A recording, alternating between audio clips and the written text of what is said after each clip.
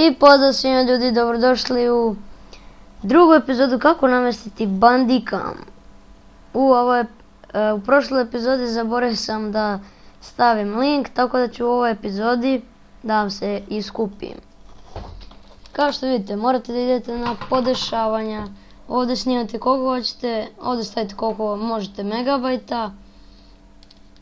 Idete na video, tu podešavanja, web kamera ako hoćete, ovdje kliknete, ovdje namještate kameru gdje ćete.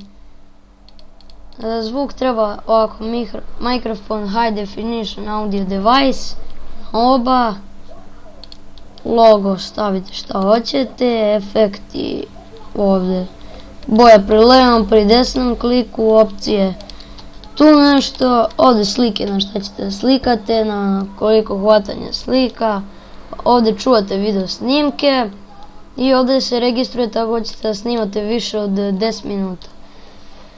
To je bio još jedan tutorial o Bandicamu. Vidimo se u sljedećem tutorialu, ali ako date sub, like i share da bi gledali još ovakvih videa.